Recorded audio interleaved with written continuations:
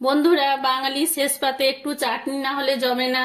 আমি আজকে আপনাদেরকে টমেটো চাটনি করে দেখাবো। টমেটো চাটনি বানানোর জন্য এখানে আমি 1 কেজি টমেটো ধুয়ে নিয়েছি। টমেটোগুলোকে এখানে আমি কেটে নেব।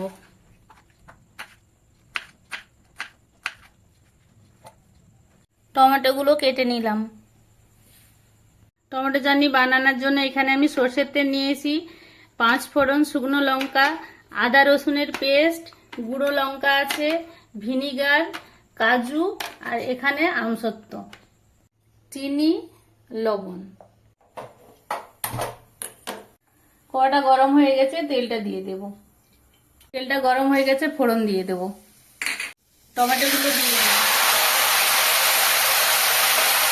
লবণ দিয়ে দেব।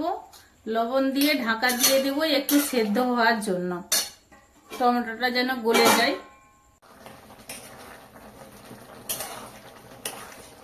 আদার পেস্টটা দিয়ে দেব, আদা রসুনের পেস্ট, আর এখানে লঙ্কা গুঁড়োটাও দিয়ে দেব। টমেটোটা সেদ্ধ হয়ে গেছে, আমি ভিনিগারটা দিয়ে দেব।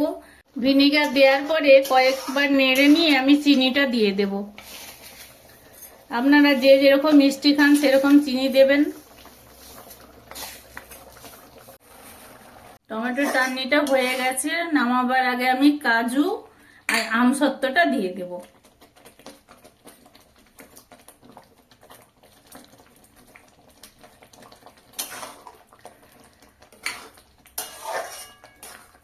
আপনারা যদি মনে করেন খেজুরও দিতে পারেন, খেজুর দিলেও ভালো লাগে। টমেটো চাটনি রেডি। আমি ওভেনটা বন্ধ করে দিলাম।